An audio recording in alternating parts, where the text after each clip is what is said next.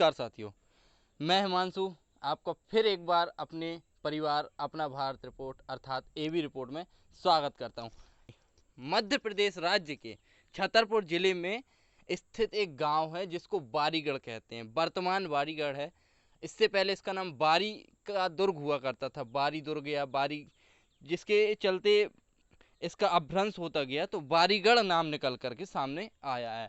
उसी के हम इस दुर्ग में खड़े हुए हैं। बारी दुर्ग इसको कहते हैं। देखिए कुछ इस प्रकार की यहाँ की संरचना है। ये हाथी द्वार कहलाता है।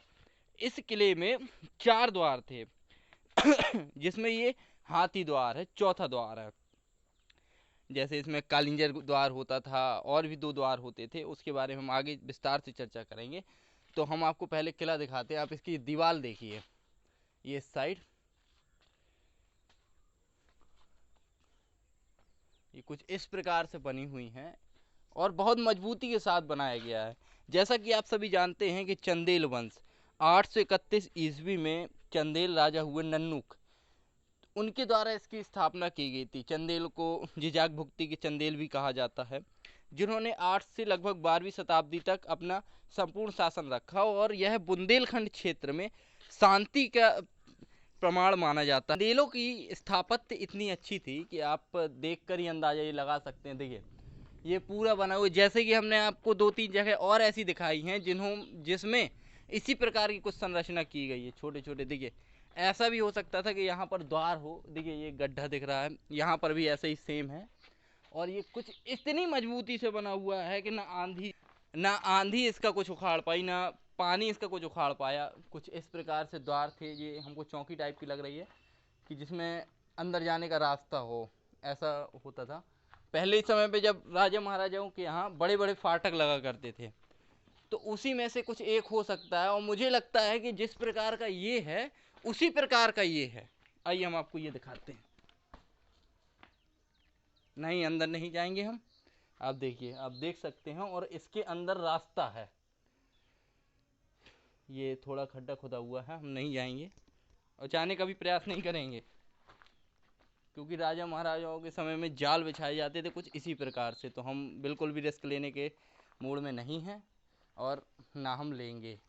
और आप यहीं से देख लीजिए, थोड़ा सा हमारा भी करिए। और ये देखिए सेम टू सेम पीछे से। आइए,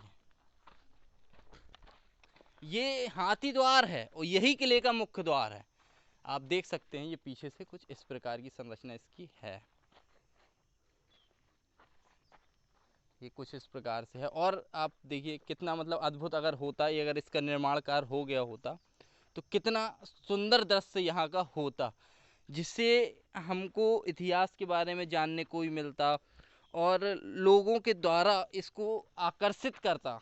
मतलब लोगों को ये महल आकर्षित करता। तो अब हम आपको और दिखाते। देखिए ये चट्टान है कुछ इस प्रकार से। अभी हम आपको वो भी दिखाएंगे ऊपर से। देखिए अब कुछ इस प्रकार से आप एक चीज देख रहे होंगे, इतनी मजबूती से। देखिए इतने पत्थर डाल डाल के इसको बनाया गया है और साथ में बाहर से सिलाई डाल दी गई। जिस प्रकार हम अपनी दीवारों पर उसको सीमेंट का छाप करा देते हैं जिससे मजबूती आ जाए, उसी प्रकार ये लोग ग्रेनाइट पत्थर को लगाया करते थे और अंदर पत्थर भर देते थे ताकि आंधी आए तूफान आए कोई फर्क नहीं पड़ता इसको। इतना मजबूती से ये आज भी खड़ा है। और ऐसा नहीं है, दीवारें भी इसकी आज ऐसी ही खड़ी हुई हैं। अगर इसका संरक्षण हो जाए तो क्या ये नहीं बन सकता? तो हम चलिए आपको और आगे लेकर के चलते हैं और हम बढ़िया आपको दिखाते हैं। आइए,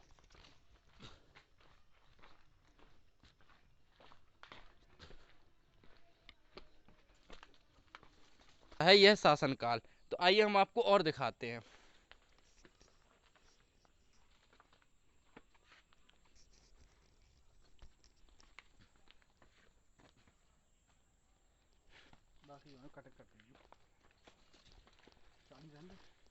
चालू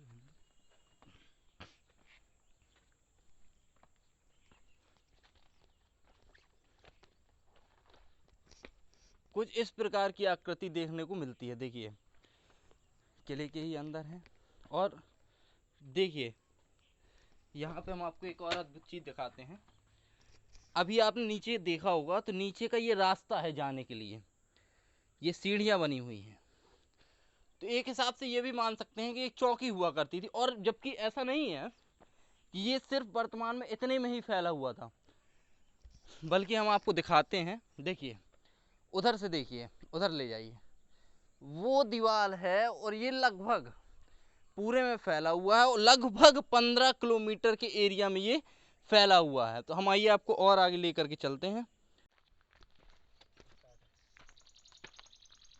आइए हम आपको और दिखाते हैं किस प्रकार से। और जबकि अब हम इसके शीर्ष पर पहुंच रहे हैं और ये इसकी दीवारें हैं।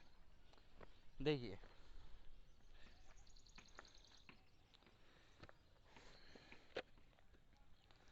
चंदेल, हम जब बुंदेलखंड क्षेत्र की बात करते हैं तो बुंदेलखंड क्षेत्र में चंदेलों का वर्णन मुख्यतः देखने को मिलता है। जबकि ये चंदेल शासक ना ही अपने शासन के लिए, बल्कि इतने कि अपने शासन के लिए हुआ करते थे। ये दुर्ग इन्होंने इसलिए बनाया हुआ था कि हम रहने के लिए, चौकी रखने के लिए, घोड़े द्वार और 4-5 प्रकार के यहाँ पर लोग रहते थे। हमको मिली जानकारी के अनुसार जो चंदेल शासक थे, जिनको जेजाक भुक्ती का चंदेल कहा जाता था, उन्होंने लगभग 8 अहम दुर्ग बनवाए हुए थे, जहाँ पर उनकी सेना रहती थी। वो स्वयं भी कभी आकर के वास करते थे, उनके घोड़े रहते थे और जो उनके सहयोगी जानवर होते थे वो रहते थे। उसी में से एक ये है। और आपको यह जानकर आश्चर्य होगा कि जिस किले पर इस समय हम खड़े हैं वह चंदेलों के 8 दुर्गों में से सबसे बड़ा दुर्ग है, जिसका क्षेत्रफल लगभग 15 किलोमीटर के अंतराल का है। चंदेलों का वर्णन, जहाँ बुंदेलखंड के इतिहास की बात आती है तो वहाँ पे जेजाक भुक्ती के चंदेलों का वर्णन अवश्य आता है। और कहीं ना कहीं चंदेलों के द्वारा ही बुंदेलखंड का इतिहास विकसित हुआ है, क्योंकि चंदेल जो शासन करते थे उनका शासन कहीं ना कहीं और आपकी शांति का प्रतीक होता था। अब इसकी क्या दुर्दशा है ये आप देख ही सकते हैं, हम इस पे आगे नहीं कहेंगे। लेकिन कहीं ना कहीं ऐसा हो सकता था कि अगर सरकार इस पर थोड़ा सा ही संरक्षण देती तो ये एक अहम भूमिका अदा करता किसी भी पर्यटन को बढ़ावा देने के लिए। अब इस पे क्या हुआ क्या नहीं हुआ, बताया तो हमको ऐसा जाता है कि चंदेलों ने अपनी तरफ से पूरा संरक्षण करने का प्रयास किया। फिर वंश आया, गुलाम वंश के बाद मुगल आए, ये सारी चीज़ें, गुलाम वंश, सूरी वंश, फलाना ढिमकाना, दुनिया भर के ये वंश आए। उसके बाद मुगल वंश आया, मुगल वंश के बाद अंग्रेज आए। इन्होंने भी कहीं ना कहीं किसी भी प्रकार का संरक्षण करने का प्रयास नहीं किया।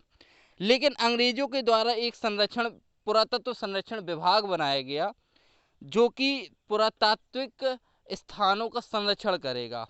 तो कहीं उसके द्वारा भी यहाँ पर कोई ऐसा अहम रोल अदा नहीं किया गया है, क्योंकि अब इस पे हम आपको बता सकते हैं कि ये आप देख रहे हैं लगभग 15 किलोमीटर के दायरे में ये फैला हुआ है, 4 पर्वतों के मध्य में स्थित है।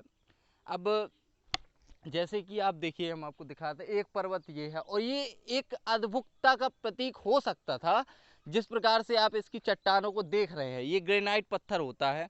अब इसी प्रकार से 4 पहाड़ों से ये घिरा हुआ है, 4 तालाब भी हैं, 4 द्वार भी हैं, जिसमें हाथी द्वार प्रमुखता विशेष है, जिस पर से हम वो करके आए हैं, जिसमें कालिंजर द्वार आता है, गौरैया द्वार आता है, एक साहिब द्वार आता है। मतलब 4 द्वार आते हैं, 4 ही पर्वत आते हैं, जिसमें बैड़ा पर्वत हुआ, चुराहा पर्वत हुआ और आपके ऐसे धंधागिरी पर्वत हुआ, और एक पर्वत और बरहा पर्वत कहते हैं, बैरहा पर्वत या बरहा पर्वत कहते हैं, ऐसी हमको जानकारी मिली है। अब हम सरकार से भी यही अपील करेंगे, मध्य प्रदेश शासन से या मध्य प्रदेश टूरिज्म से, कि यहाँ का थोड़ा सा संरक्षण अगर अच्छे से हो सके तो टूरिज्म यहाँ पर आ सकता है। हमारा मेन मकसद है कि हमारे यहाँ पर पर्यटकों को बढ़ावा मिल सके, ताकि यहाँ पर रोजगार के अवसर खुल सकें। और कहीं ना कहीं इन पुरातात्विक स्थानों का भी संरक्षण होना आवश्यक है, क्योंकि ये हमको इतिहास का एहसास कराते हैं कि ये इतिहास है, ऐसा भी कुछ वास्तविकता में हुआ था। तो इनका भी कहीं ना कहीं संरक्षण करना आवश्यक है। तो आपको ये सूचना कैसी लगी हमको कमेंट करके ज़रूर बताइएगा।